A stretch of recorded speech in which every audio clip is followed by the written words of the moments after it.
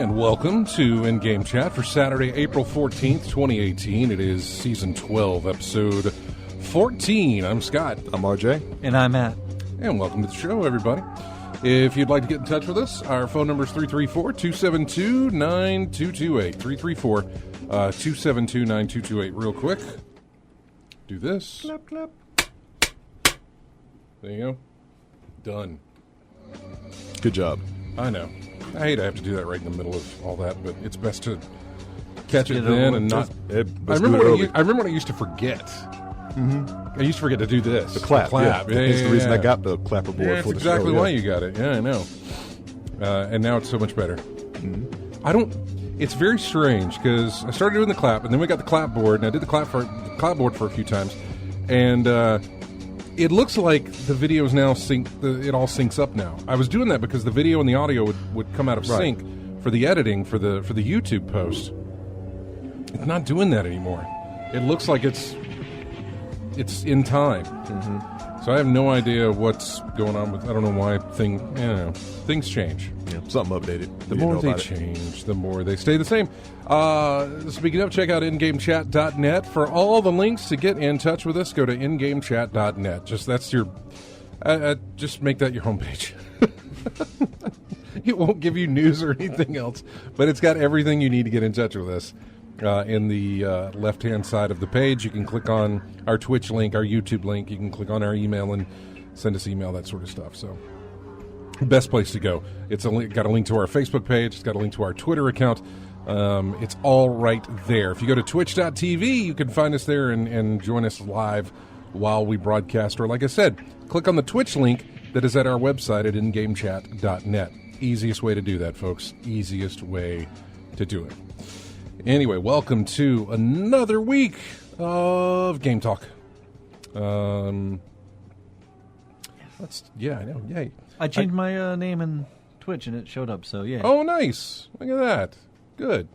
I got a text from... Exciting. Yeah, I got a text from one of the other guys who is on, not necessarily this show, but on this station. He found an Atari 2600. Oh, yeah? Yeah, and...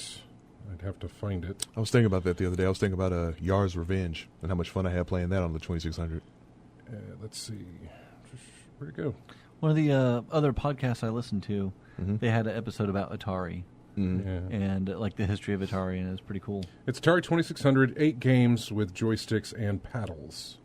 And let's see. Is Combat one of them? I can barely see the games. It looks like baseball and basketball. E.T. is there. Oh, yes. Something that probably says combat. All I see is the M-B-A-T. Yeah. Pac-Man is there. It could be Miss Pac-Man, but all I see is the A-C-M-A-N. Yeah. I see another copy of E.T. Oh, wait, that's a mirror. About to say E.T. Two E.T.s? Yeah, E.T. Landfill Edition. Yeah. Maybe that's not Donkey Kong. I got to read it in the mirror, which is going to be weird. That looks like it's Donkey Kong, yeah. Did that come out for the 2600? I can't recall, actually. Well, I can't. No. See, okay, this is very strange. So I'm looking at the cart, and this is just a text, and you know what? I could send this to you guys. This is just from a text. All the carts leading up to that last one have the Atari 2600 kind of format to them. They're the black carts with the names on the top. Right. That last one's a white one, and there's a wire from one of the controllers that's covering up the publisher name, but it's the last one, so it's reflected in the mirror. I can read the back of it. And the back of it looks like it says Coleco. Oh, like a ColecoVision? Which, if that's a ColecoVision, then you ain't got 8 games, sir. Right. You have 7. 1, 2, 3, 4, 5, 6. Yeah, you got 7. One of these games has the top sticker is just off. I wouldn't be able to tell you. Yeah. Colecos were like a whitish gray, weren't they? This is a white cartridge. Yeah. This is a white cartridge, and it's Coleco. So now my concern is, are the controllers and the paddles even something that works with your Atari 2600, sir? Since you've included a ColecoVision game. Fun fact: the Sega Genesis controllers work in the 2600. That's interesting. Because it's the same plug.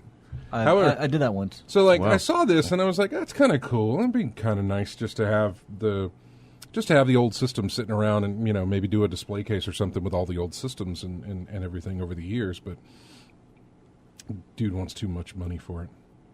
That vintage thing. Huh? That collectability thing. That's why he's got the price jacked up. Price is $150. Ooh, that's too much. Yeah, that's rather high for that. I even sent the text. I was like, it's a good find, but they want too much money. And now that I've looked at it, it doesn't even have it has a game that I can't even play on the system. I mean, I'm sure you could find it elsewhere in town. Well, immediately after I sent the text back saying, I think they want too much. By the way, also, how are you going to hook it up? I don't care. I was looking just to buy it to sit on a display, not Just really to play? hook it up and play it. That's a very good point because they have the old antenna hookups or the two coaxial. prongs or something. Yeah, the two prongs or the coaxial. But Most TVs don't have that anymore. I went on eBay. Yeah. Found an Atari 2600 with just 2 controllers. It didn't come with paddles or anything else. Let me guess, about $25. No. I wasn't finished. Okay. It came with 2 controllers. It looked nice, clean, that sort of thing. But it came with there were bundles that had 25 games or 50 games. And those were like $130 for 25 games or 50 games or something like that. That makes more sense. Well, compared to this, Yeah. definitely. When I was looking at this, I was thinking, man, I give you $50, you know, and I'll take that home. But They probably don't want to sell it for $50. no, it still has the antenna thing. I'll send you this picture so you guys can. Yeah, I'm thinking about some other Atari 2600 games I had. Remember Pitfall? Yeah, Pitfall, of course. Yeah, Pitfall. River Raid. Remember that? Berserk? Berserk. Okay, yeah. Kaboom. There, I think just I sent it played to something like that on there. the G-Chat thing so you guys could see it. Okay. But yeah, it does have the antenna thing where you get the little switch to put it on 3 or 4 or whatever channel you're going to do that with. So, I'm not. That's kind of funny. What? Just, I mean, that old technology.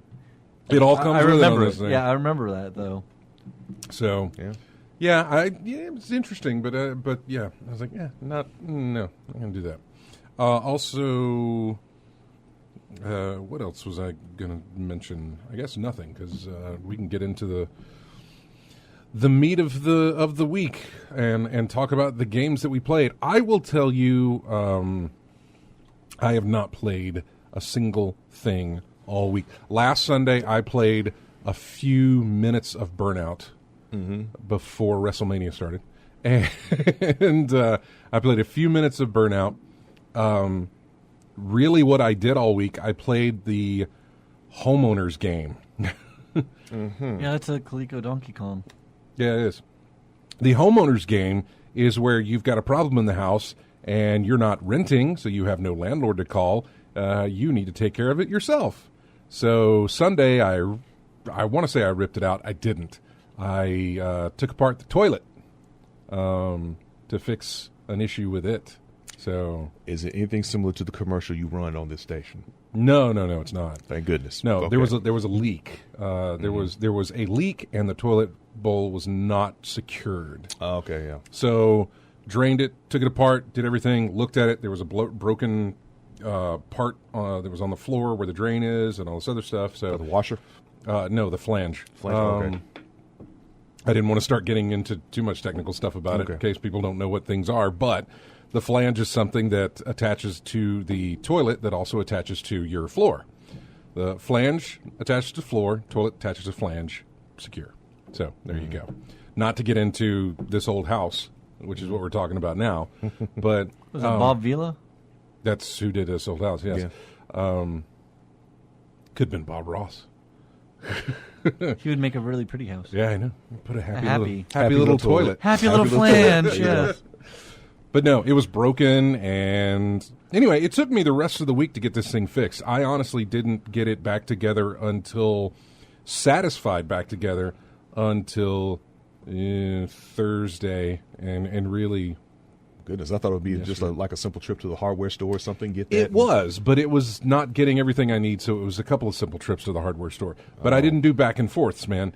I went to the store, got the thing I need, went back, worked on it, found out that what I got was not what I needed, So the next day, I went to the store, got what I needed. So I took it in days like this. I have another toilet in the house, so it was not like I was out. Yeah. I have a shower that I could. Whoa. It is Alabama. You just use a outhouse. So yeah, that's that. So that's really all I did. I would work on that. I'd seriously put in time trying to get that thing done every night up until about 7:30, and then I'd take my sleep aid and get ready to go to bed because I got to get up at 4:30 every morning. So I really did not play anything at all this week other than trying to get that toilet bowl fixed, which I eventually did. And honestly, it's still not completely done. The leak has stopped, but the toilet still is rocking even after the repair. Mm-hmm. Well, you got the main thing controlled first. Well, no, I've got what are called toilet shims, which are they're like wooden. They're like little I don't know, stuff you'd stick under. When a table leg's rocking, you'd stick something under it so it would stop rocking. Yeah. It's the same thing there, but they actually make them for the bathroom, and you just slide them under the parts of the toilet so it stabilizes, and then you're good. Which I haven't done that part yet, but I'll get to it. So there. Sorry, we went off into this is what we do. We just go off. Yeah, toilet talk. Into a tangent. So sorry. It happens. Yeah, see? Kaylin knows the thing. Buy a wax seal that doesn't have the plastic center. I had to do that with mine. I don't want to get off on this, but here we go. But I bought I could have gone and bought a new toilet and been done with it. What you need is one of those Japanese toilets with the lights and the bidet and the everything. Let me address some things in the chat room here. Lethal Migraine says, "You didn't waste so much money on pointless steelbooks. You could just go buy a new toilet and be done." By the way, new toilets aren't as expensive as I thought they were. Not as expensive as some of these steelbooks. A new toilet cost about the same as getting the Mondo steelbook for Far Cry 5 would be if I bought it off eBay. Yeah. Actually, less. New toilets like $200, 150, 175. They want that Mondo Far Cry 5 steelbook. They want like $250 off of eBay. So yeah, less. But no, I've installed. I just like doing things on my own when I can. Well, yeah. Like if a pipe in the wall is busted, okay, I'm going to call somebody. But there's something that I can fix in the house, I'm going to do my best to try and fix it. And I've installed a garbage disposal, a new kitchen faucet. I fixed a leak in the bathtub, and now I fixed a toilet. So I don't know. It's just one of those things where if I can do it, I am not going to call somebody to come in and do it, and then spend more on something like that. I have probably spent $45 to fix this thing. That's it, Mm-hmm. So that's my whole thing. Kaylin says, buy a wax seal that doesn't have the plastic center. I had to do that with mine. I did not get a wax seal. I was looking at those, and I know about those. I had to scrape the wax off of the thing. It's gross. But I bought what's called a waxless or a wax-free, better than wax, whatever. I can't believe it's not waxed. Yeah, really, that's pretty much all it is. It's this rubber seal that goes down in here, and it won't be a mess, and it doesn't deteriorate as fast. So we'll see. Yeah. Anyway, that's it. Enough toilet talk. Back to video games. I'm sorry that I went off on a tangent, but that's just because that was my week. So there's the game I played. What games did you guys play? We'll start with Matt. So this past week, if we're talking about repairs, I took off the center console from my Mustang, right? Because part of the gear shifter, the little protector, when you shift gears and stuff, the little protector broke, and so I had an open hole when I put it in. You played Car Owner. I played Car Owner, the video game. Car Owner Simulator. So I played House Owner Simulator. Yeah. So I went online and I got a used gear shifter for the same year models or so. And by the time it came in, I took out the entire center console part. Took out the gear shifter area. Yeah, but even you had time to play games after that. But found out it's the wrong year, so I had to replace. I just glued it together and placed it. And they're like, "Well, I was doing." I'm like, because I plugged in my iPhone and I mean not my iPhone, but my iPod, and other things into the USB. Yeah. Because I have a USB adapter for the cigarette lighter. Yeah. And I'm like, you know what? If I could just get rid of that cigarette lighter altogether and just get a USB that goes into it. So I did that. I ordered that online. Came in, wired it all together, put it all back, and that was my car owner game that I played. That's my handyman experience this week. I mean, we all have them. Other than that, does your radio not Bluetooth with your thing, or do you just need something to charge your? I have the classic iPod. Oh, you got the old iPod. You got the Baby Driver iPod. Yeah. Okay. Which I love it because like the newer ones, the touch is nice, but they're only like the 16. newer one is my phone. Yeah, it's like 16 gigs or 30 gigs, or I mean, this thing's 160, so it holds all the music and the podcasts that I really like. And also, I have the factory, stereo system, so it's not Bluetooth because it's an 06. So this is before all the fancy. Do we need to add an hour to the show? I'm starting to think just to talk about how's your life? Just random stuff here. Yeah, random thoughts. We could include like movies that we watched and all this other stuff, rather than we could add an hour to it and just really go into that. Lately, go into that. Loving Vincent was awesome.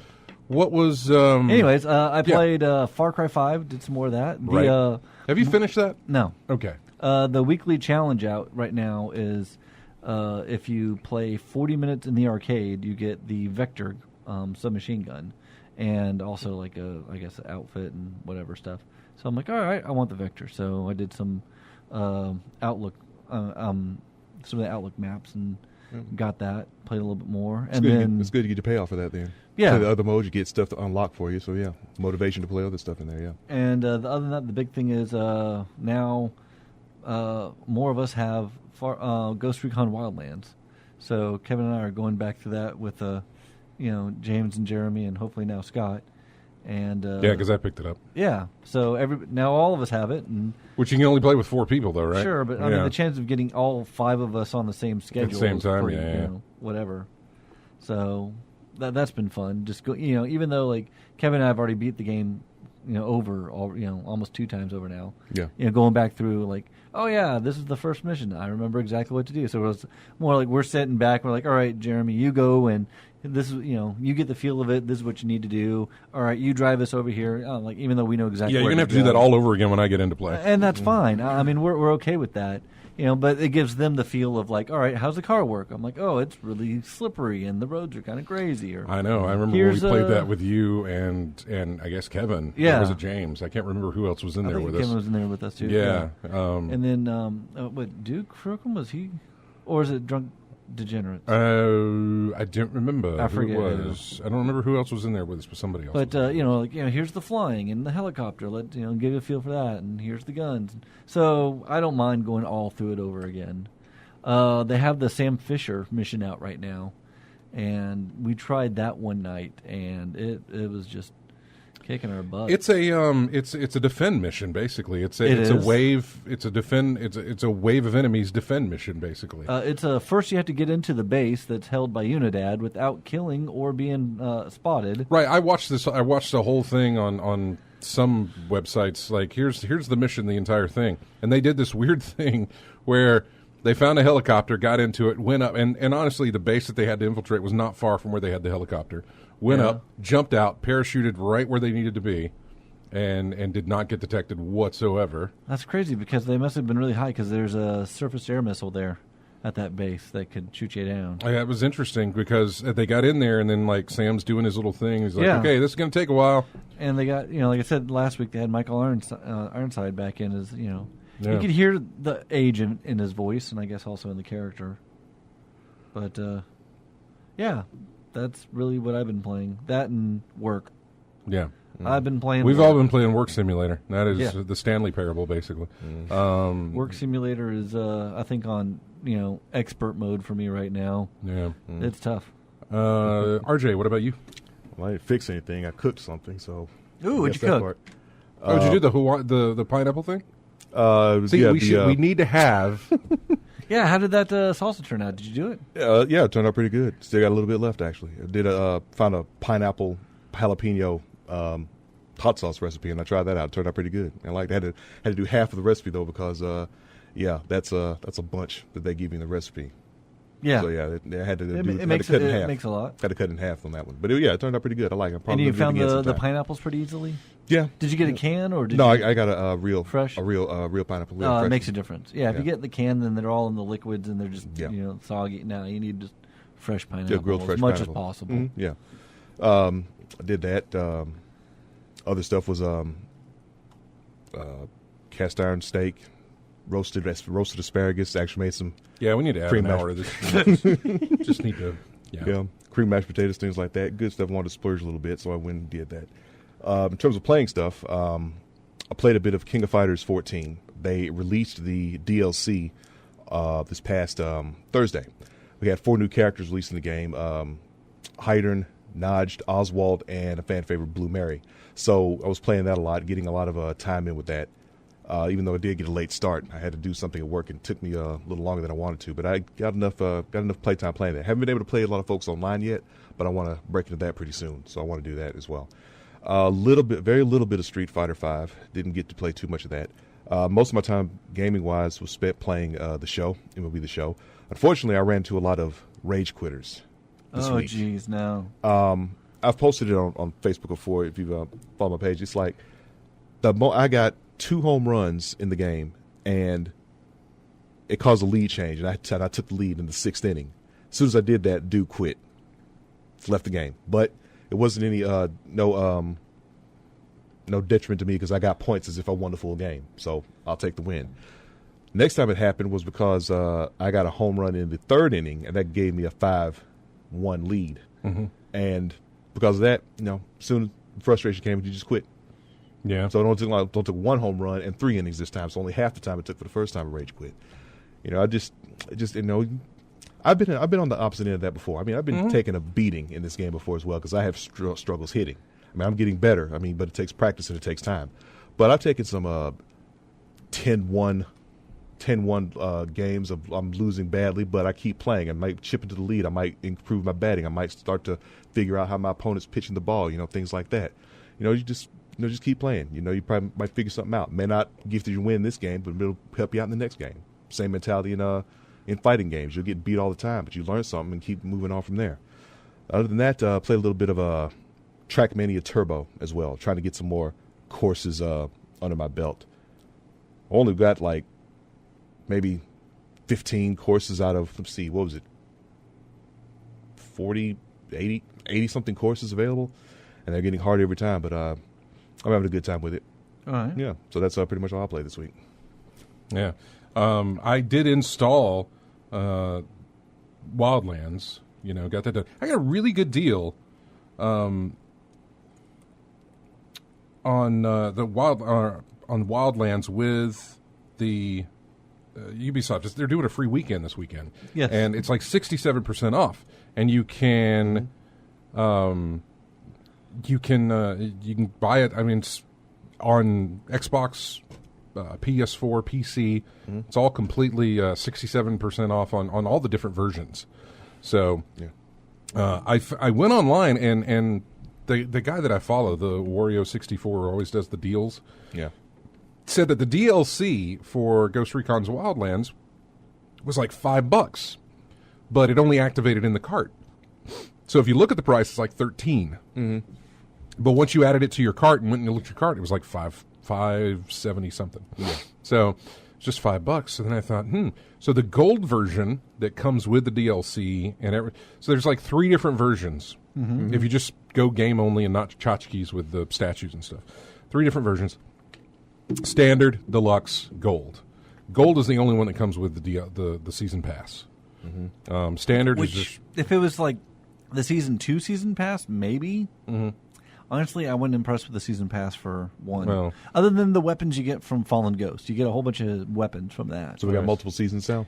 Yeah, because it's on year 2. yeah, Okay. year 2 is Just starting up. just I think started it just this week. started. Yeah. My first experience with that was with Street Fighter. We've got 3. There was 3 seasons we've got for that one. $30 a piece, actually. Yeah.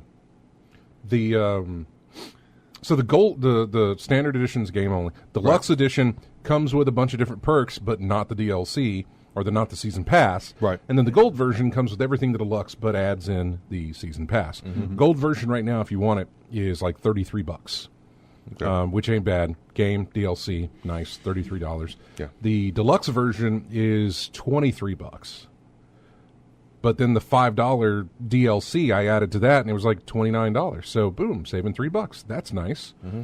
Then there is also a promotion where if you trade in 100 of your Uplay points or whatever there are for Ubisoft, the U coins or all that stuff you earn. I saw those in Trackmania, which I've got over 1,000 of those things from playing Assassin's Creed and Splinter Cell and everything. I else. use mine, so I'm like down to 100. Yeah, I've got over 1,000 of them. I rarely ever use them. Oh, really? Because like they give you like free stuff in games, like here's a weapon, or here's a vehicle, or here's a this or that, the other. It was a paint job at Trackmania, but then you don't even think about them. Well, I mean, honestly, I grabbed all the free, take AC Syndicate for instance.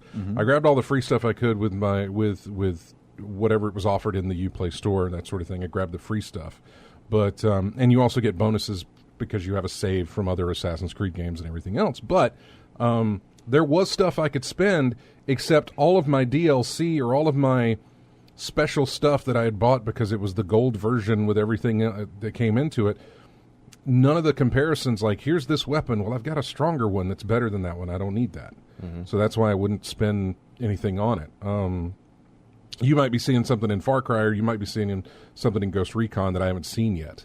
But the only two Ubisoft games that I play are Assassin's Creed and Splinter Cell. Yeah. And honestly, they really haven't offered me anything that I can't get better in-game. Yeah. And that's really all I look for when I play. I think it's more for like starting out. Yeah. Because it'll be better than to start out, but eventually you will surpass it. But it's usually only like 10 coins. Yeah. Yeah. So like for Far Cry, I got like a submachine gun, I think. I could get a muscle car and, like some costume, like outfits and, stuff like that that's not available normally in the game. Well, I like I said, I had over 1,000 of them, and you could spend 100 to knock 20% off of your total in your cart. So I did that, and I only ended up paying like $23 for the deluxe game and the season pass together. So I was like, oh, that's a win. So I took it, and now I have it installed. The 20% it doesn't work for new releases. No, well, I don't know. It didn't. It doesn't. Right. Well, because just saying. I've looked at that before. Oh, okay. And STM Fuller in the chat room was talking about how he tried to get Far Cry 5, and it wouldn't let him. Right. So it's not for new releases. Well, again, this is for Ghost Recon Wildlands. It's an older game. Yeah, and the DLC. So or the season pass. So yeah, I didn't have a problem with it. We're going to take a break. When we come back, since we've done all of our games, we'll go into the news of things. I got the BAFTA awards to go over. There's a lot to kind of there was some other stuff that happened too. Yeah, I'll tell you all about that when we come back. Today's theme is probably going to be a tough one. All right. Maybe there may be one song in here after you hear the others that might give it away. But I don't know. It's eclectic picks, but they all share a common theme. But it's probably going to be a tough one. I don't know. I've said that before, and you guys have knocked it out of the park. So I should have more faith in you. Here's our first track. It comes from Uncharted 3, and the name of the track is called Badlands. We'll be back with more in-game chat right after this.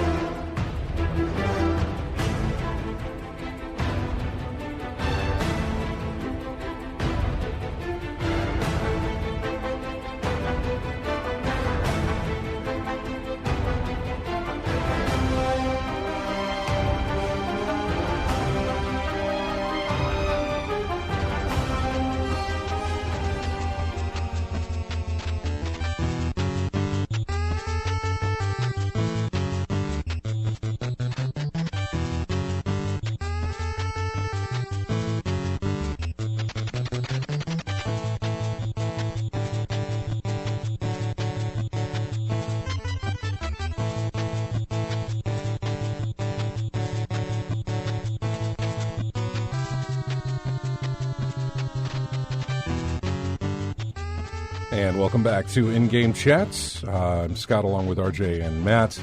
You can find us on Twitch. Go to twitch.tv, type in In-Game Chat, and you can watch the show live. Or just go to ingamechat.net, and you can click on the Twitch link that's there on the left side of the screen. And you can watch us while we're broadcasting. And join in the chat room if you'd like to as well. Music here from... does anybody know this? I think RJ probably knows this. Battletoads? Battletoads, correct. Just the main theme for Battletoads, so... There you go, Uncharted 3 and Battletoads. I'm sure by now you've figured out the connection. Not even close. Yeah. Games that have stupid hard levels. How about that? But I don't think Uncharted 3 would qualify on that. No. But that's a good idea for another theme. Because that... I never beat the game. Even with a Game Shark. Had a Game Shark. Still never beat the game. Because of that stupid... whatever it was, the hover bikes. Yeah. Stage. Never could get past that. Really? Never could do it. I mean, I didn't go back to it much later and try, but I remember playing it, and I just could not get past that part. So you got some unfinished business then, don't you? No, not really. I gave up on that a long time ago. It's like James with Master Blaster. That game ends. That's the end of the game right there. You know, that's the end. Like level 3, I think is what that is. But that's the end of the game. Okay, what do we got in the news? All right, well, I like to go in order of when things happened. All right. So, because that's usually how that's how I collect the news throughout the week. Another Battle Royale game was released from the Lawbreakers developing crew. And I can't remember the name of their... company. It is Boss Key Productions. Cliff Bleszinski, the guy who did Gears of War, released a game called Lawbreakers that lasted about 2 weeks before they stopped development on the game because nobody was playing it. The numbers just dropped like a rock. Well, they had like some competition or something, didn't they? They did, and then didn't they announce? One of those kind of the battle royale.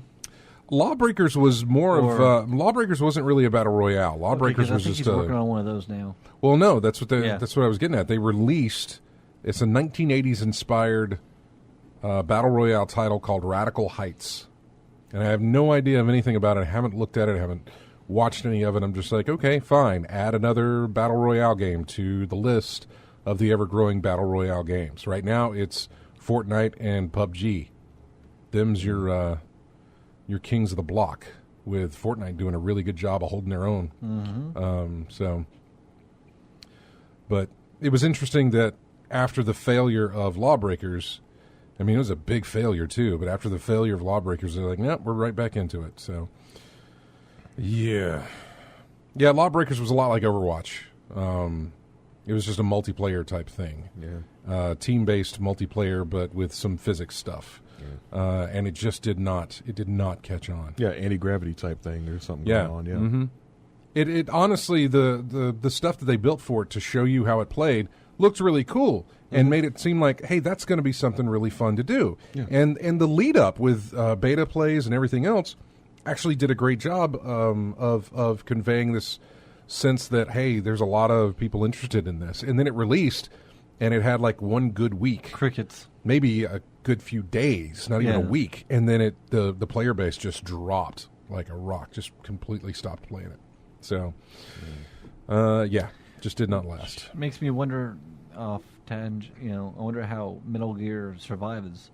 Like how that's holding up? Yeah, I don't know. I don't hear a lot about it, so that probably isn't a great thing. I don't know, but that's Konami, right? They didn't, because they still own the IP. The other thing was that a Kickstarter launched Monday for the Myst collection, 25th anniversary collection of Myst. Yep. And I was really excited about this. They're going to update all the. First off, they've been doing this for a while, trying to get the rights from Ubisoft, who owned Myst 4 and Myst 3. And they were trying to get the rights back from that so that they could release a collection and get them back into their ownership, basically. And they finally were able to do that. And so now they're going to update Myst, Riven, Myst 3, Myst 4, Myst 5, and Uru, and Real Myst. They're going to update those for Windows 10 compatibility and re-release them. They'll be available on Steam and on Good Old Games. I'll probably get the Real Myst. If you already have the games, they'll just get updated. You won't have to rebuy. Okay. So if you already own the games, you'll get the updates whenever they do this. This Kickstarter is mainly for the collection, for the packaging of the collection. Yeah. At a certain tier, I think at 50, I think it's the $100 tier. It is at $50. You'll get digital versions of the games. Mm-hmm. At $100, you will get a linking book with just it's like a Myst book. You open it up and there's a cutout on the page, and it's got at $100, it's just got the game cover that's in there. It's just it's a case for all the games, and so you can change out which cover will show in the window of the book when you open it up. And then is it $250? No, it's at one. You know what? Let me look here. 49%, 99 tier above. Where's that? Here it is. Because I cannot remember what the different one was there. $99. That is the. Oh, there it is. $169. Okay. At $169, you'll get the linking book that actually has a video screen in it that'll show the rotation of the island and everything else, just like it did in the video game and stuff, which is really, really cool. And then at $250, you get all of that, but you get this really cool. It's an inkwell and a pen that was on one of the desks in Riven, and that's really amazing too. So anyway, they've got a lot of stuff out there. They hit their goal within like 8 hours, maybe less. Yeah, they hit their goal. Now, you getting the 160 version? I'm getting the inkwell. Yes. Oh, the 250. Yeah. Oh yeah. I'm getting the inkwell. Nice. No. This is Myst we're talking about. I flew to Seattle and then spent a day driving 4.5 hours to Spokane just to visit their studio. And I hope to do that again, but they'll probably be at PAX this year to support this. No. Massive fan. But when I went there that time, God, Rand was really, really nice. He signed so much stuff, and he gave me so much. He's like, do you have a copy of it on 3DO? I was like, nope, here you go. Copy of it 3DO. What, do you have a 3DO? Nope, doesn't matter. Here you go. What about Atari Jaguar? Here's a copy of that for the Jaguar. Here's a copy of it for the 3DS. Here's a copy of it for the DS. Here's a copy of it for the... We made it on the TI calculator. Here you go. I know. Here's a copy of it for the Saturn. I've got a Saturn version of it now. Yeah. And he signed everything. He just That's signed, awesome. I know. It's fantastic. I didn't ask for any of that. He's just like, hey, here you go. Want a shirt? Here's a shirt. It was fantastic to visit their studio and talk to him. Right now, they asked for $247,500, a very specific amount, mainly because of how much money it was going to take to make the items that they're given to the backers for this. So they're thing. not asking for a whole bunch way over and just right. Well, they've gotten $829,000. Yeah, no, that's great. They have gone massively over their goal, and so it's going to be. It's a win-win for them. When does it close out? They've got 39 more days. Okay, good. Yeah, they've got a while. What are you looking at? You looking at the $50 tier? Just I want to get all the games. Oh, okay. Yeah, you can do that. If you've already got a few of them. I don't anymore. Yeah. Okay. There was a lot of people in the. I had Myst on the iPad. In the Myst subreddit on Reddit, there was a lot of people saying, "Yeah, but I already own all of these things." So the only thing that they didn't own was Myst 3 and Myst 4 because Ubisoft owned those and they hadn't released them. And so they felt a little like, I really hate to throw in $50 just to get those two games, whereas I could wait for this to release, and now it's going to, and I can just pay whatever Steam or GOG is offering and get the two games that I need to finish up my collection, which is perfectly fine. At first, when this thing launched, I was a little worried because a lot of people were saying, "Yeah, I'll just wait till they release them and then I'll pick them up." And I thought, yeah, but they might not release them if they don't make their goal. This is an all-or-nothing type of thing. Yeah. I didn't have to worry about that one bit. So, I don't think I've never played Myst. I remember seeing it on Saturn, though. Yep. Yeah. I remember seeing it on the shelf at Blockbuster for the Saturn. Mm-hmm. Well, So- now you got a signed copy. Well, Several signed copies. I took and that's one thing, I don't know if they had, I think they had PC box copies, but I took my boxed copies of Myst and Riven. This is back when PC games came in these big, giant boxes. Oh, yeah. And so I took my copies of those games with me. I took copies of the books. There's 3 books in the Myst series that he had a hand in writing, and had him sign those as well. Mm-hmm. I like the little video that they made with Adam Conover. Yeah, for the Kickstarter. 25th anniversary collection Kickstarter. Yeah, and anyway, just to let you know, we're going to have Rand on the show next week. So he will be calling in, and we will talk. Originally, they hadn't. I was working on this interview the day it launched, and by the time we got everything done, they had already hit their goal. And I was like, well, he probably doesn't need to come on now to promote there's no reason to promote the Kickstarter now that it's way past its goal. I'm super glad that it is so. I am too, and it'll be fun to talk to him again. So he's going to be on the show next week with us. And I've got some questions from the community that are curious about it. As to what are you doing with the overage on this? What are you going to? How's the development of your other game that they teased, Firmament, which is something that they're working on? Can we get remasters of these? What would involve remasters of the old games to kind of freshen up the look? Well, wasn't Real Myst kind of a remaster? Okay, so there's Myst Masterpiece Edition, which was a remaster of Myst. And then there was Real Myst Masterpiece Edition, which was a remaster. It's like a 3D remaster of a game. Yeah. It's like Mystception in here. I know, right? Because there's original Myst, which I don't know that you can buy original Myst anymore. I think it's just Myst Masterpiece or Real Myst. And all right, so from my understanding of it, right, Myst is static frame to static frame Yes. to static frame. Whereas Real Myst is you could actually flow and move. You're not just going from screenshot to screenshot to screenshot. Yeah, and I think, and honestly, Correct? I think Myst Masterpiece Edition was still static frame. Well, it wasn't static frame, but more was a 360 frame. Okay. Was that when you moved, it changed what you saw in front of you, not in real time, but, new scene, and then you could move in a 360 direction to see everything around you, and you didn't have to scroll through pictures. You know what I'm saying? How you would scroll through the different looking... As opposed to something like... I never played Masterpiece Edition, actually. Okay. Did But you I play know, Real Myst? Well, I know Real Myst, though, does the 3D, basically first-person view. Okay. Of you walking through Myst Island. I guess kind of like how I think of it would be not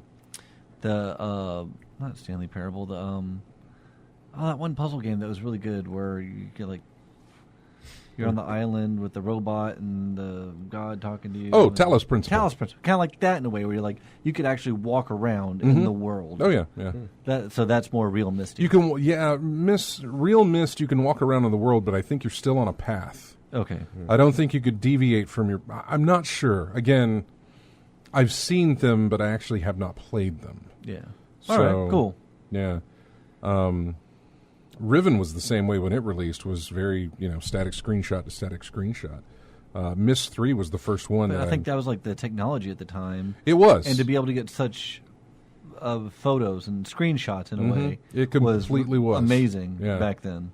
And it was beautiful. It was beautiful to see. And then Myst 3 was the first time that I could actually move around in the area. Myst 4 just carried on with that. Myst 5, same way. Uru was a completely different experience, and what they tried to do with that which was really cool. And then I never played Real Myst, but yeah, they're doing fine with that. And Rand will be on the show next week. We haven't really worked out a time if he's going to be on the first hour or the second hour, but whatever works for him, we'll have him call in. So he will be he'll be live on the phone with us actually. Speaking of the phone, J-Dub, let's go to him.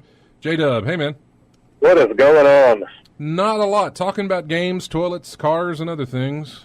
You struck a nerve when you said Riven, man. Riven, yeah, well, That was 2, that right? yeah, that was the sequel to Myst. Yes, I remember that game came out. I had no idea what it was.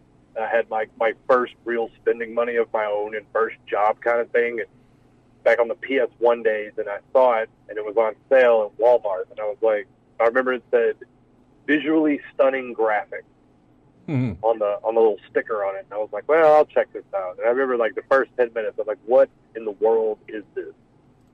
yeah. And then I got on that little roller coaster thing that takes you across the island, and that was the coolest thing I had ever seen because it was so real looking. I mean, the graphics were incredible. You couldn't do anything really, but it was just insane. And then, like, you know, this is back before internet days. So you couldn't just look up what to do.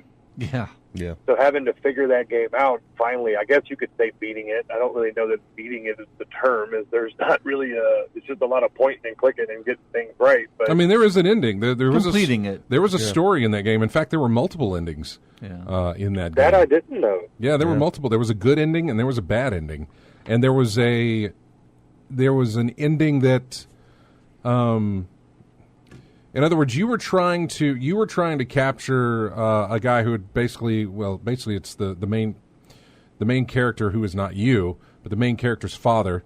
The main character is played by Rand, by the way. He'll be on the show next week. Yeah. But cool. His father had taken control of Riven, and you were trying to trick him into linking into a prison with a book that you had, and you were trying to trick him to do that. And so one ending was where you didn't do that, and his father killed his son.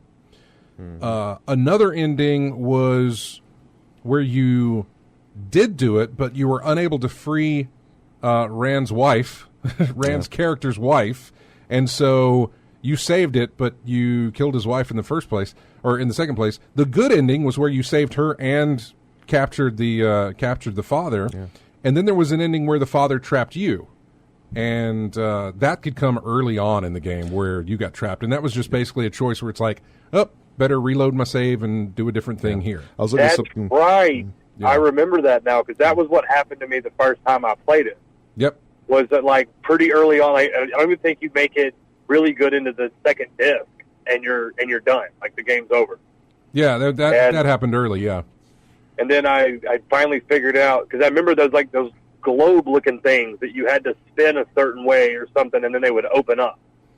Probably. It's been forever since I played that it. game stuck with me because I don't know. It's been a summer. Like it was a nighttime game because when you played it dark, this was back in the old tube television days. No. Yeah, every time I would play my game, anytime I would sit down in front of Myst, and I did this with everything up to Myst 4, with the exception of Uru.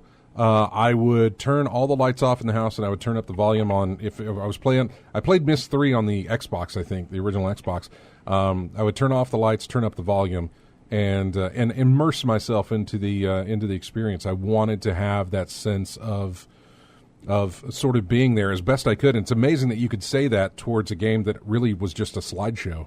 Mm-hmm. But it didn't feel like it. It never did. It was certain animations that I remember the water is what saved it. That's what kept it feeling real, and you didn't feel like you were just stuck on a screensaver because like the little water puddles and stuff would move, and like there'd be like the sound of a breeze and the water. I mean, for the time and for a PlayStation 1 to have something with that kind of graphics, like how many discs? Incredible. Do you remember 5. how many discs? Oh, it was 5 discs. 5. I knew it was going to be something Riven huge. was 5.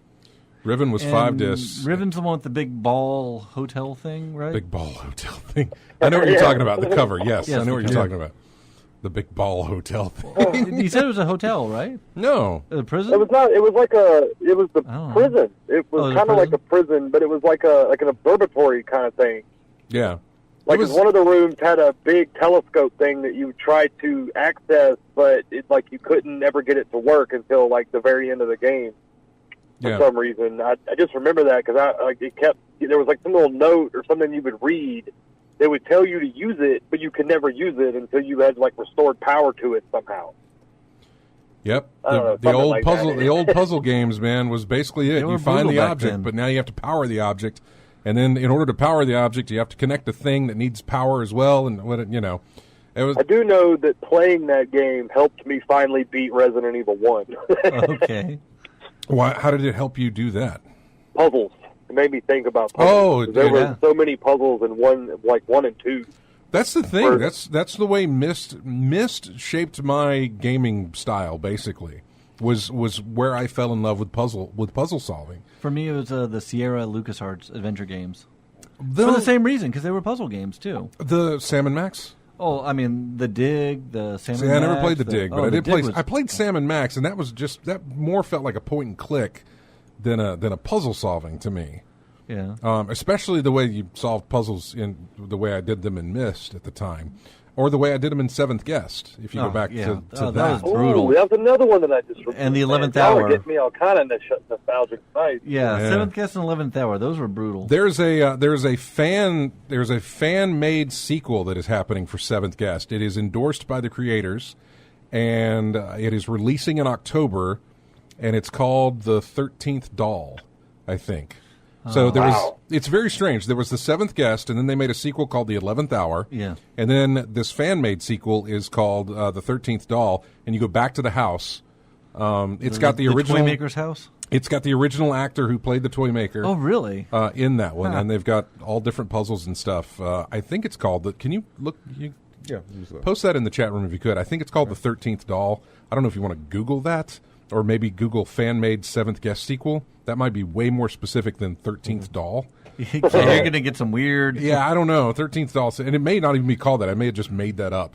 But that sounds like it would... It's got a number and an object. Yeah, that sounds like that would be in that realm. Yeah. I'm going to hang up and listen. All right, man. Well, thanks for calling. Yeah, y'all have a great show. I'm You too. enjoying it. All right, take Thanks, care. Or Phantasmagoria. I remember Phantasmagoria. That scared me. And oh man, there was another one around that same time. It had was that an action game or a puzzle game? Something that had Bruce Willis in it. Bruce Willis. Die Hard? No. Was it Apocalypse? Apocalypse. Oh, that was an action game. Okay. What is the one? Okay. With you have like the Apocalypse and like there was one that had Dennis Hopper Angel in and- it. Super Mario Brothers. No, Dennis Hopper PC game. What was that? I mean, there's a lot of It was Hell, a cyberpunk thriller. yeah. Yeah. That's what it was called. Hell, a cyberpunk Shivers. thriller. I mean, the Last Express. That was a really good one because that was like rotoscoped. Sort of like a Murder on the Orient Express style. A lot of good old adventure games out there. RJ posted the Riven cover in our Yeah, I saw chat that. room, so you could see. Oh, it's a tiny picture. Yeah, I mean, I get where you think it looks like a hotel, Yeah, it's a little ball hotel. but those aren't necessarily rooms. It could be. They're just. That is, in fact, I think that's Gen's lab, Gen's house. Well, I say Gen, that's the evil guy that you've got to capture and do whatever with. So, yeah, 13th Doll. That's what the sequel to Seventh Guest is going to be. We spent way too much time going over this stuff. We need to take a break. When we come back, we'll go over more news of the week, and hopefully I won't land on a subject that makes me talk for 30 minutes and, not get to everything else, because there is other stuff to get to. That whole Donkey Kong thing. Yeah. I can't wait to get into that, only for the fact that it feels like justice was served. What Steam you Spy posted shutting yesterday. down, Destiny 2 getting released, or the expansion for Destiny 2, the second expansion for Destiny 2, Ewok mode and Star Wars Battlefront 2, A Way Out news, BioShock news, Shenmue news, Yes, Sega that's news. the one I'm It's excited all about. over the place. We'll get to it when we can. So far, you've heard Uncharted 3, a track from Uncharted 3 called Badlands. You heard the title theme to Battletoads. Well, here's music from Resident Evil Revelations 2, and it's called Limits. So we'll be back. If you can figure that out, we'll be back with more in-game chat right after this.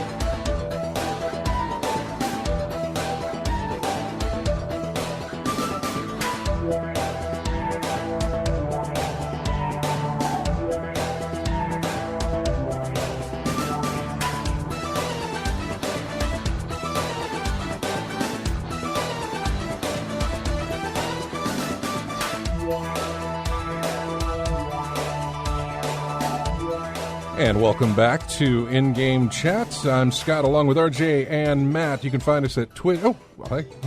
There's somebody behind you. Yeah, I know. I saw. I'm observant. It scared me. Is everything cool?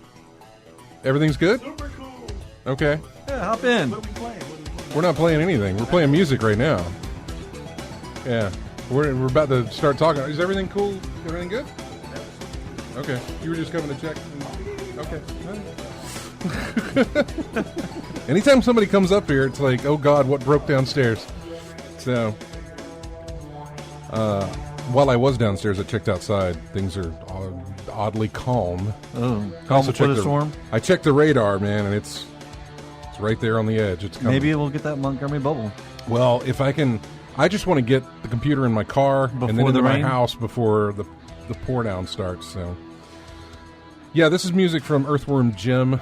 New Junk City is the name of this track. So, again, good luck figuring out the theme between all of these songs. I'll figure it out right after you tell me. The next one's going to throw you off, too. No, I think this one's like one of those weirdly specific things where, you know,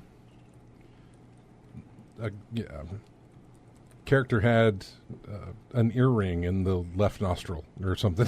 You know what I'm saying? It's going to be one of those oddly specific things that ties them all together. So all characters are left-handed. Right, you know, something stupid like that. Which Link is. But just the variety of what was chosen, I think, is what is going to throw off is what's going to throw you off.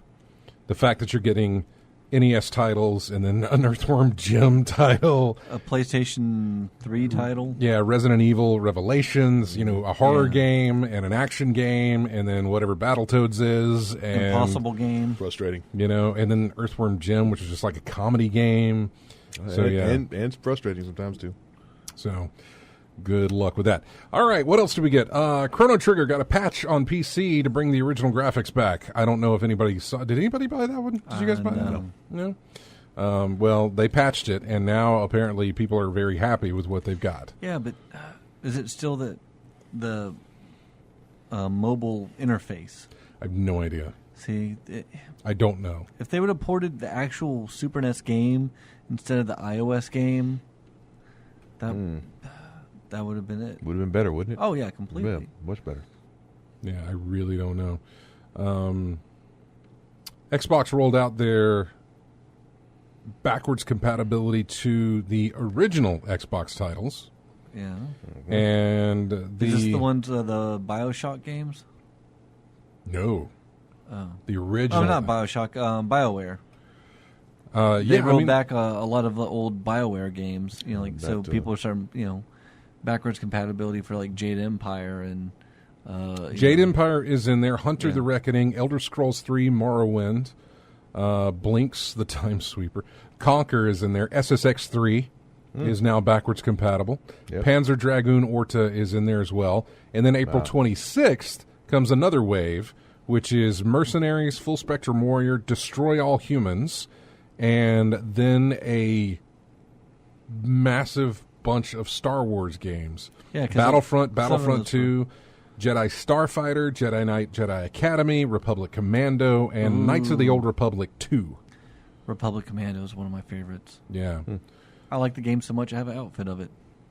So those are going to be backwards compatible to your Xbox One. You know you like the game when you're willing to spend, you know, over $1,000 for an outfit of it. Yeah. Fusion Frenzy, I remember that one. That was a launch title for the Xbox.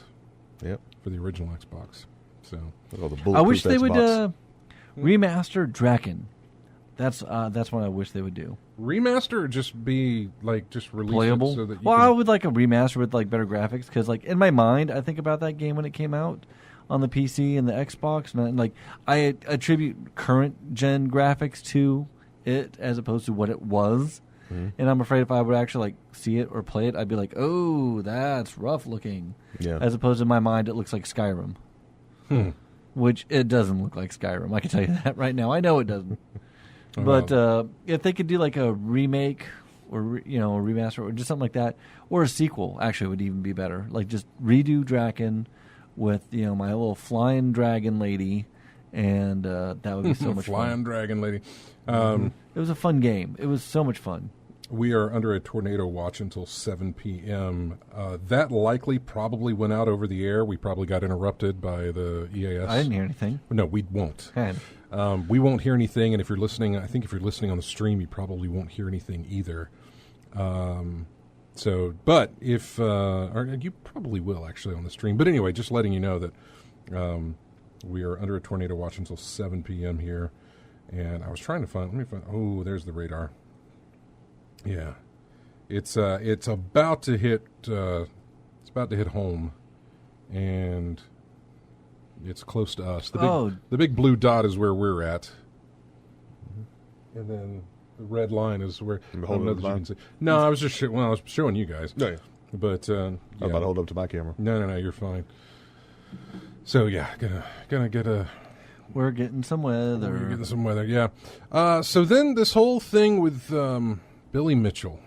A few weeks back, I was talking with Jeremy real quick about Billy Mitchell, and I'm like, part of me wonders how much of the King of Kong was real, how much of it was sort of embellished to make him into a heel, a bad guy. Mm-hmm. If he really was that way, or if they just sort of embellished it to make, because like even documentaries have. I think they embellished it. Yeah, I think so but too. I think there was some truth to his jerkiness. But I also think Billy was okay with that embellishment at the time, and I think over time, I think he grew to regret that. Yeah, I get that feeling as well. Yeah, I think he grew to regret agreeing to go along with he's thinking that hey, this will give me publicity. I could sell more hot sauces. Yeah. My name's out again. Blah blah blah. But I don't know if he was always that much of a jerk as they portrayed him to be in the movie. I always thought that was enhanced just for narrative purposes of the movie. But I don't know, man. And he may still not be a jerk, but apparently he cheated, which is a jerk move thing. Yes. But if you ever watch King of Kong, it's a nice little it's a nice little thing. Story. Yeah, but I liked it. To cut a long story short, the what was it, Steve Wiebe? Steve Wiebe. Wiebe, yeah. Wiebe has his big shot, the first ever Donkey Kong score over 1 million points, ruled out after Billy Mitchell throws doubt on Wiebe's claim. Mitchell then provides contentious videotaped evidence of his own 1,000,000-point run. Yeah, that whole tape was sketch. Which Twin Galaxies accepts over Steve's score. So fast forward to today, the result of a long-running investigation into Mitchell's Donkey Kong high score. A decade on, Twin Galaxies has determined that several of Mitchell's high-scoring achievements could not have been possible on an unmodified Donkey Kong arcade machine, which the official records require. The result? Boot. Mitchell's records for Donkey Kong and every other arcade game have been swiped from Twin Galaxies' official listing. The organization has also notified Guinness World Records, which have removed it as well. After achieving another verified 1,000,000-point run soon after the King of Kong was filmed, Steve Wiebe is now rightly recognized as the first player to beat the 1,000,000 score mark. He is, however, not at the top of the charts. Somebody else is at the top with a high score. With a higher score. Yeah, he was the first to do it.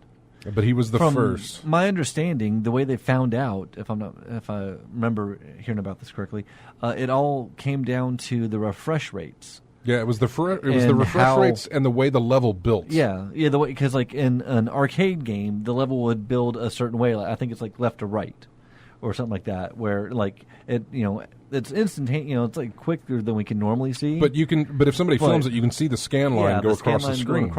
As the level is building. But in an emulator or a modified version, it builds a different way, top to bottom or bottom to top, something like that. Yeah. And so that's how they were able to determine that this was cheating. And it takes boom, just a blink of an eye to do it. Mm-hmm. But somebody was able to slow down the footage and see that the scan line went across and how the level was built that way. And it's that's not how it's supposed to happen. And here, so Twin Galaxies investigation was brought by member Jeremy Young, who examined the tape of Mitchell's score runs, alleged that they could only have been made using an emulator. And for several instances, this has now been proven correct. Twin Galaxies has meticulously tested and investigated the dispute case assertions as well as a number of relevant contingent factors that dispute claim assertion rely upon. In addition to Twin Galaxy's own investigation into the at least 2 different third parties conducted their own explorations and came to identical conclusions. Most notable was that Billy Mitchell engaged was that the third party that Billy Mitchell engaged to help examine the dispute case claims on his behalf, utilizing whatever original equipment Billy could provide, whose final finding was consistent with Twin Galaxy's investigation and others. So Billy Mitchell actually hired somebody to do an investigation and came to the same conclusion, even when Billy knew he was playing on an emulator. Okay. From a Twin Galaxies viewpoint, the only important thing to know is whether or not the score performances are from an unmodified original DK arcade, as per the competitive rules. We now believe that they are not from an original unmodified DK arcade, and so our investigation of the tape content ends, and the conclusion and assertion. So yeah, his now outlawed records have since been beaten many times as the push for even higher score continues. The current record is set by a 31-year-old Robbie Lakeman. It's at 1,247,700. But yeah, it's interesting to see this kind of come around and him get his comeuppance, I suppose. He was really a jerk in that movie. Yeah. He really came off He's someone like that you just want to punch. He just came off as a villain, and maybe he's not that way, but boy. Yeah, but, I mean, narrative stories need a good villain. He did that role well. That he did. Destiny 2. All we got for Destiny 2 was a name of the expansion, and I think a release date. May 8th is when we'll get expansion number 2, and all it's called is Warmind. That's it. Are you going to get it? I mean, I've already got it. I bought the. Oh, you bought the. I bought the thing that came with the season pass. So I think I'm going to pass. I would avoid it if I were you. I would avoid it and wait for year 2 if there's anything going to come of that. So you already own the game, so just kind of hold out until like there's a resurgence, because this next DLC doesn't mean the game is going to get corrected or be different or everything get ironed out. The community feels dead. Oh, yes, it do. Which I had fun playing it, but I'm playing other things now. You were talking about A Way Out. You really wanted A Way Out. Well, yeah. A Way Out has sold over 1 million copies in just 2 weeks. 2 weeks they sold over 1 million copies. That was more than EA ever expected it to do the entire time it was released. That'd be 500,000 copies per person. I mean, like, because you get 2 players, 1 player, 2 player. Never mind. No, I mean, it's sold over 1 million. Yeah. So it's not just... And I think it's great that you only need 1 copy for both people to play. Yeah, you can do that as well. That, I think, is maybe a contributing factor to it selling so much. Yeah. Could be, because, you play it and somebody else joins you, and then they're like, oh, I'm going to get this, and we'll go play it, and that sort of thing just sort of snowballs into what it did. But Kevin and I are talking about, he'll split half the cost. I'm like, all right, knock it down to $15. That's not bad. Exactly. It's not at all. What else do we have? BioShock 3, maybe another. I'm sorry, not BioShock 3, but another BioShock game is possibly in development. There was a report on Mafia 3 Studio Hangar 13 and what happened after that, where Mafia 3 just kind of dive bombed as far as it just didn't do very well. Right. Not up to expectations. Not expectations for a AAA title. Yeah. And was Mafia 2 a AAA title? Yeah. Okay. I can't remember who published that. I don't think it was Take-Two, but I want to say it was maybe and it wasn't THQ. It may have been Take-Two. Mafia 2? Mafia 2, yeah. But Mafia 3 was Take-Two. It was supposed to be great. It had a lot of money and backing into it, and then it just didn't sell very well. And it was the studio who had developed it was called Hangar 13, and there was a lot of layoffs. It says 2K Games, Feral Interactive, 1C, Connect 2 Media. 2K, yeah. 2K, yeah. Yeah, I keep saying Take-Two. I'm sorry, it was 2K. That's who does BioShock as well. It's probably an indicator for Mafia 3 I think it was you telling us about the limited edition of Mafia 3. It was the price was cut ridiculously It was real low. cheap, and I picked it up. According to a report on Kotaku, former employees of Mafia 3 studio Hangar 13 have joined a top secret studio to work on the next BioShock. Goes by the codename Parkside. There is no other information. Other than there was a listing that Take-Two, oh God. In numerous financial briefings over the last fiscal year, Take-Two has stated that 2K Games has a highly anticipated new title from one of its major franchises in the works. A lot of people think that's Borderlands, but it's also overtime for a new Borderlands. It is, and it also could be BioShock. And so I'm sure maybe there'll be something that we find out at E3, an announcement or something like that, a little tease or some sort. So anyway, we got to take another break. When we come back, we will go over the BAFTA Awards. We will talk about the Shenmue and Sega stuff that was announced last night, basically. It was midday, I think, Tokyo, whenever they were doing this presentation, but last night for us. So we'll go over that, and we'll actually, do we have time? Who's Chris? Just Chris? We'll get to Chris real quick. I won't make him wait. Hey, Chris. What's going on? Not much. About to run into a break, but what's going on with you?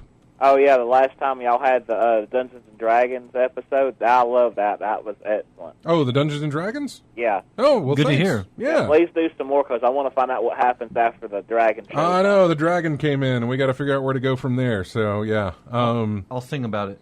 No.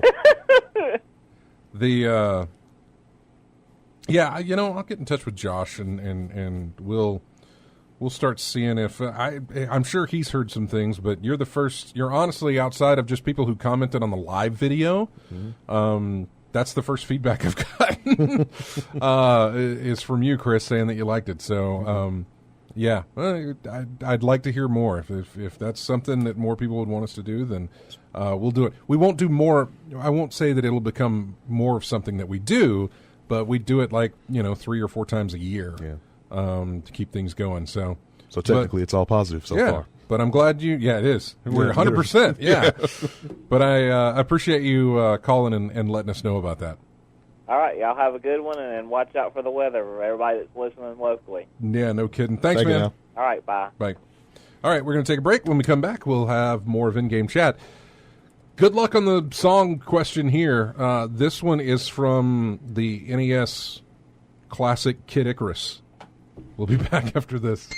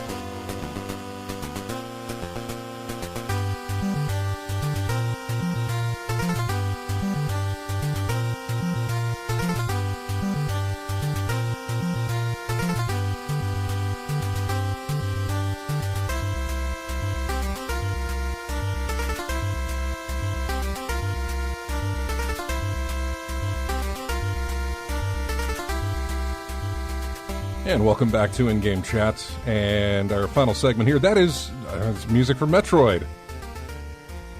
I concur. Yeah. I don't think it brings you any close to solving the mystery, but... I am totally lost on this one. Yeah, I know. I figured. Yeah. Still got one more song. Unless the song's title is This Is What the Theme Is About. Well. We'll get to it in a minute. We'll get to it. But... okay, so Sega had a presentation last night at, where was this? At the was it a Tokyo thing? I can't remember what this was for. Sega Fest in Japan. Mm-hmm. And to commemorate the console's upcoming 30th anniversary, Sega took the opportunity to unveil its own miniature classic edition version of the Genesis.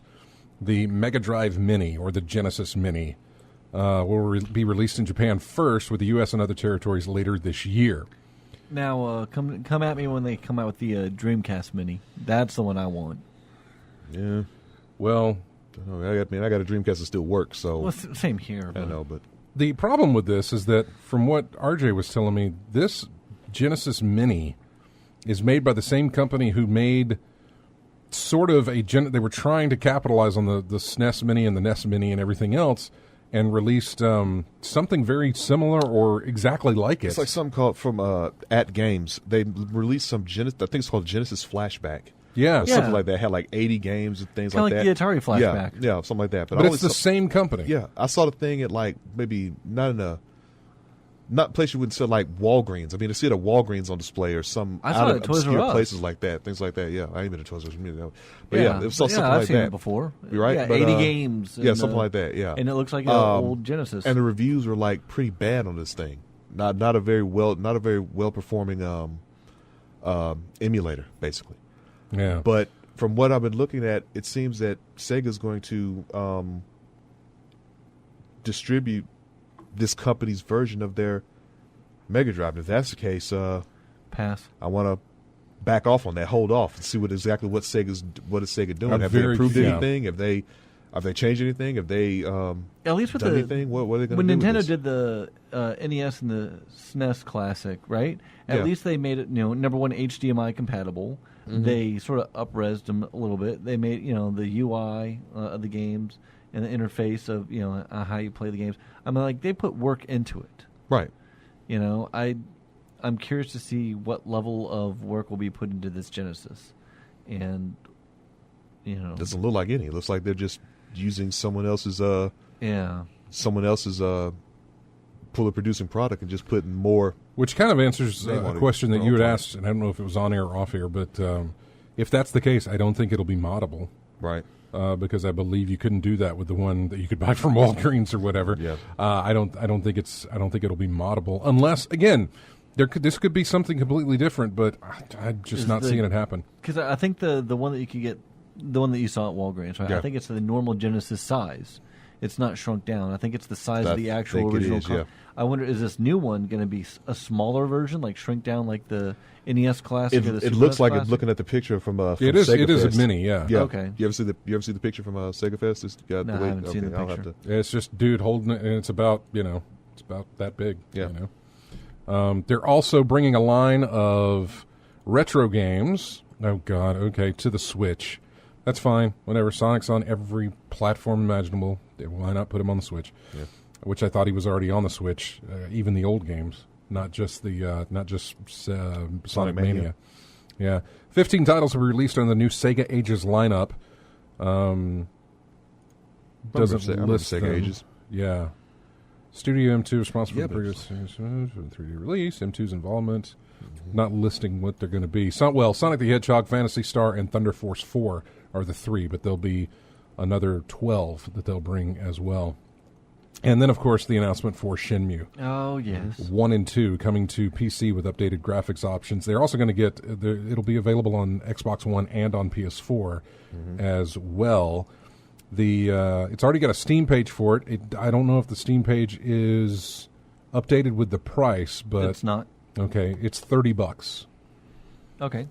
$30 will get you Shenmue 1 and 2. And I already backed Shenmue 3 on the Kickstarter. Sorry. So I'll be able to have all three Shenmue on the PC. On the PC. Yeah, one of the things about Shenmue that always got me was how when 2 ended, it was just that cliffhanger. that big cliffhanger, and I still remember it. I'm still waiting for the third part to come out. It's kind of like what was another one? Half-Life. Yeah. I guess your Half-Life is my Shenmue. Well, Stuck on a cliffhanger. So my yeah. Shenmue 2. I was there with you on that Yeah. one.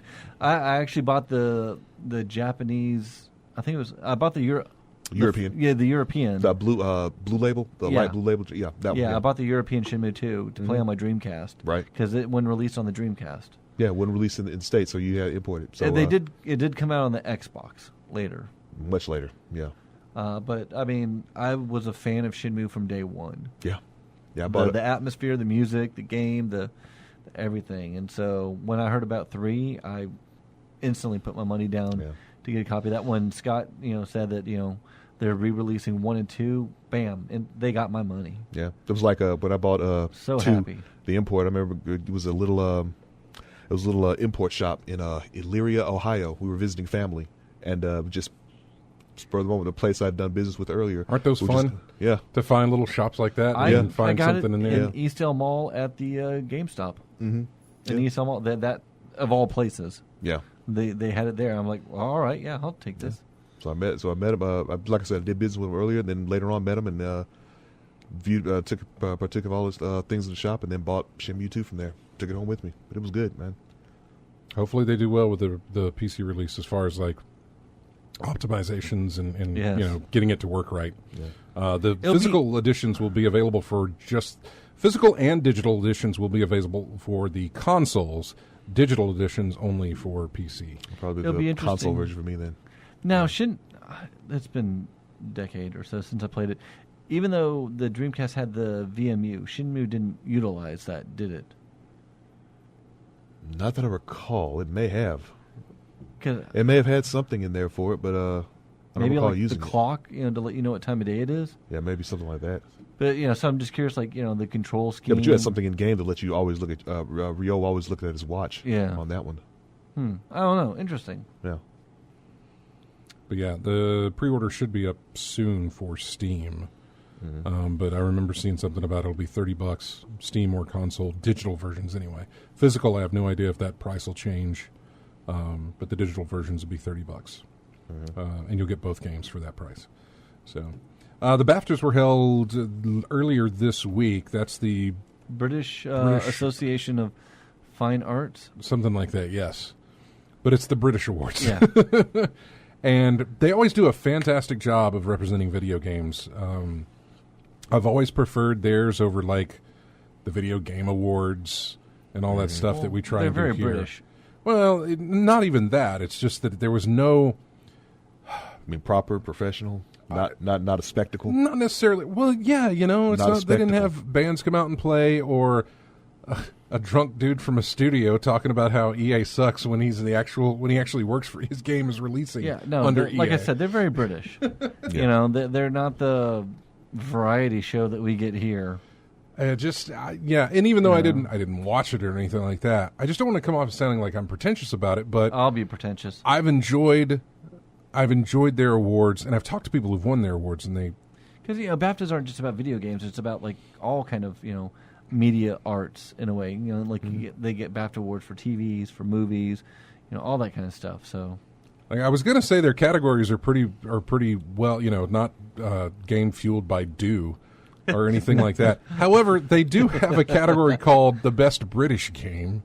Well, I mean, they want to, if they're the BAFTAs, they want to highlight. I guess so. British achievement. Artistic achievements nominees were Cuphead, which makes sense. Yeah. Horizon Zero Dawn, Uncharted, Lost Legacy, Breath of the Wild, Hellblade, and Gorogoa, and Hellblade won that one. Audio achievement, Hellblade won that one. I need to play Hellblade. I started looking into it as well, and I was like, I should look into this and maybe play it. Give it a play, see what it's about. Best game. The nominees were Hellblade, Assassin's Creed Origins, Horizon Zero Dawn, Breath of the Wild, Super Mario Odyssey, and What Remains of Edith Finch. That's another one I've heard good things about. Well, it won Best Game. That makes me really curious. It beat... Look at all it beat Odyssey and Breath of the Wild and Horizon and Hellblade and Origins. Edith Finch. Yeah. What remains of Edith Finch? Yeah. Okay. Which I swear that game came out before last year.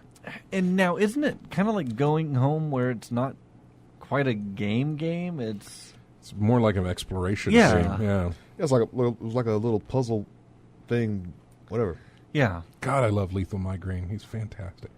Let me see.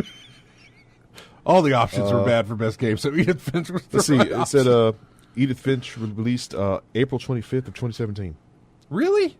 That's the initial release date. I swear it feels like I've been hearing about this game much longer than that. It's a walking simulator. Well, I guess it's been a year. Yeah. So, I don't know. Anyway, best British game, Hellblade.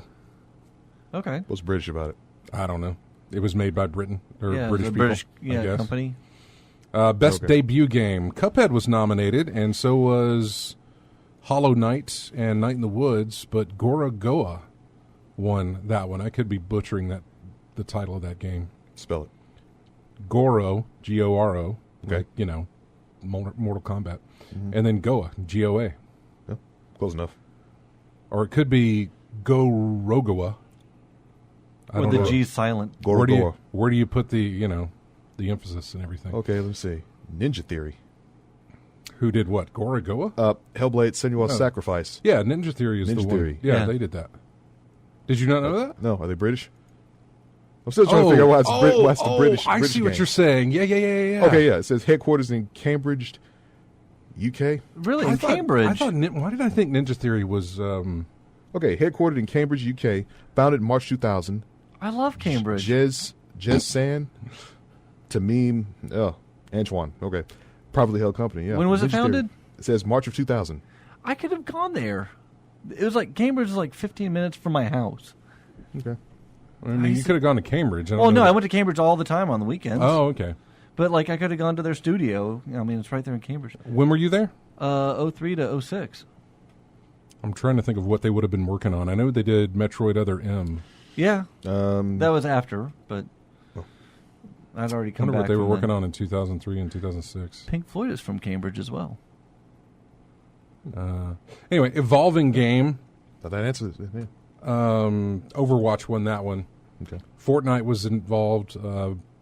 PUBG was involved, and Rainbow Six Siege was involved. I guess these are Games have evolved over time. best family game, Super Mario Odyssey. Okay. Game Beyond Entertainment. We had Night in the Woods, Life is Strange, Last Day of June, Bury Me, My Love. I'm curious what that is. And then Hellblade, and that won.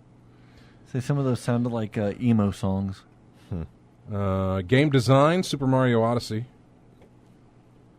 Game Innovation, Hellblade was nominated, did not win. Oh, Edith Finch was nominated, did not win. Breath of the Wild won that one. okay. Mobile game Golf Clash. Oh, wait a second. This tells me a little bit more because Bury Me My Love is a mobile game. Oh, It was nominated. Gorogoa was nominated under the mobile game. I think it is available, but you can also play it on PC. kind of like The Room Yeah, or Room. something like that. Was it the or just Room? The Room. Okay. Yeah.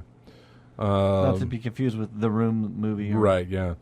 Best multiplayer was Divinity Original Sin 2.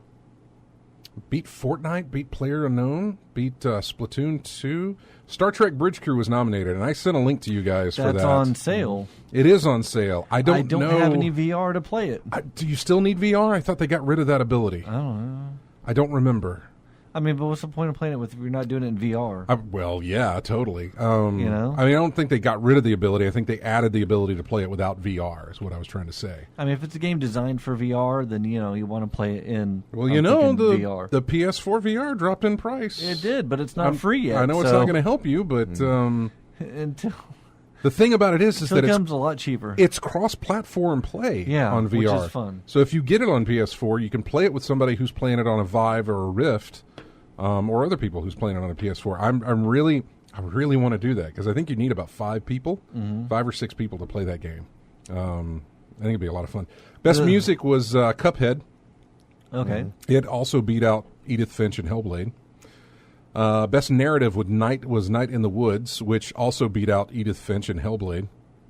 Which is interesting that they're not winning in these other categories, but they did win in like best game. Best game overall. It's not getting any of the aspects. But it of the didn't win others. in narrative. It didn't win original property. Horizon Zero Dawn won that one. Cuphead, Gorogoa, PUBG, and Edith Finch were nominated. Performer. Actors. Let's see. Assassin's Creed, the guy who plays Bayek in Assassin's Creed Origins was nominated. Ashley Birch in Horizon Zero Dawn. Claudia Black for Lost Legacy. Laura Bailey for Lost Legacy for the Uncharted games. And Valerie Rose Lohman as Edith Finch in What Remains of Edith Finch. None of them won, but Melina Juergens in Hellblade plays the title character. Senua? Sanoa? Senua? Yeah. I don't know. Yeah. I was with Senua. Yeah. Won that one. I guess for the extreme psychosis she was going through. More. I'm really curious to play Yeah. that game. More I've thing than watched. anything else, I really. watched a few little, and it's been out for a while now, so I can probably get it cheap. But I need to look into. That game more. So, and that's pretty much it on the news front. I don't think the reviews for God of War came out. Not interested. That's totally fine. It got some really good scores for God of War. Sure, if you're a God of War fan, I tried it. I just never got into the series. So Really, you never got into any of them? no, That's true. It's totally fine. It's just they've been I think around for a while. I had 3 remaster. What was it? 3 on the PS3? I think so. I think that's the one I had. Yeah, I think in my case, It just never grabbed me. no, I think in my case, I've played enough God of War. It's kind of like I know what's coming. I mean, long adventure, intense battles, brutal kills. Yeah, I've seen this before. Yeah. Pretty much, I guess the only reason to play it would be for just for the story more than anything else. Yeah, this the new one has gotten a lot of. There's a Digital Foundry did a thing on it, measuring frame rates and everything else. Right. They did a whole thing. It's about an 18-minute video, but so the first 10 minutes covers just how beautiful it looks, Right. and then the rest of it covers the frame rates and on the different modes for the PS4 Pro and the PS4. And so, Matt, you may want to answer that question in the chat room because none of us from Wangot, I guess, or Wangot. What do you think of the AI in Far Cry 5? You'd have to answer that. You're the only one playing it on this crew. But yeah, God of War, a lot of great reviews, very, very pretty. It's taking a different approach to how you play the game. Somebody compared it to, oddly enough, they compared it to Alfred Hitchcock's Rope, which is a Really? movie. I like Rope. Rope was done, I don't remember what year that was, but it's way back when. I think But it was the 50s. But it was done in a style to make it look like it was one continuous take. Yes. There are, I think, 3 edits Yeah. in it, but they mask it so well. But he related that to the way that you play God of War. The game starts with Kratos chopping down a tree, and then the camera pans after the tree is chopped down. The camera pans to his back, and it's always this fluid. It's this fluid motion from one thing to another, and it never really cuts away. Even during big, animated cutscenes, it just moves from that character to whatever it's going to focus on there, and which I thought was really interesting. Not something that I would recognize while playing it, because I think a lot of games actually kind of do this. They try to make it seamless, going from gameplay to cutscene, that sort of thing. But even during cutscenes, you have cuts. Yeah. 1948, by the way, Matt. Wow. When Rope came. Okay, I thought it was early 50s. I didn't know that. You usually have when cutscenes play, you'll usually have camera cuts to focus on characters talking, but apparently that's not the case. Anyway, I'm very interested in playing it. I've already plopped down the money to get my statue and everything, whatever. Collectible, yeah. My tchotchke edition that I always go to. So anyway, we got to run. That is going to do it for us. We are done. I want to thank everybody for joining us in the chat room, as well as everybody listening on the show, or on the stream and on the radio. Thanks to everybody who gets us each week from iTunes or however you get our show for later use. We do appreciate it. Go to ingamechat.net, and then you could join us on Twitter, Facebook. You can subscribe to our YouTube channel. You're watching us on Twitch. Why not subscribe? You're watching us on Twitch. Why not subscribe? And if you're on Steam, join our Steam group. If you're on PS4, we've got a group there. If you're on Xbox, we have a group there. We've got a Discord. We've got this. We've got that. We're all over the place. You can find everything you need at ingamechat.net. Thanks, everybody, for joining us. Thanks to our calls for J-Dub and Chris. And have a great week. We'll see you next Saturday. I'll play this last song, but I don't want to talk over it. So I will just say that you heard Uncharted 3, Resident Evil Revelations 2, Battletoads, Earthworm Jim. Kid Icarus, Earthworm Jim, Metroid. What do you? Any guesses? All games with sequels. No. Possibly, probably. I mean, that works, but anything for you, RJ? My earlier thoughts, something about driving levels and courses like that. Then Earthworm Jim killed that, so it can't be that. No.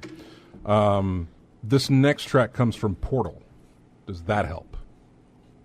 No. Okay. Weird methods of travel. Nope, nothing like that. Ah. Every single one of those games, the final main boss was female. Okay. Mother Brain. Okay. Yeah, there you go. Queen. Medusa was Kid Icarus. Yeah. Yeah. Queen.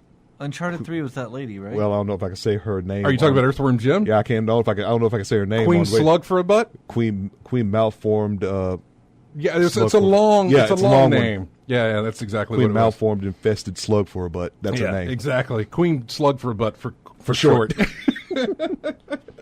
Anyway, that's it. We'll see you next. We'll see you next week. This was a triumph. I'm making a note here, huge success. It's hard to overstate my satisfaction. Aperture science. We do what we must because we can. For the good of all of us, except the ones who are dead. But there's no sense crying over every mistake. You just keep on trying till you run out of cake.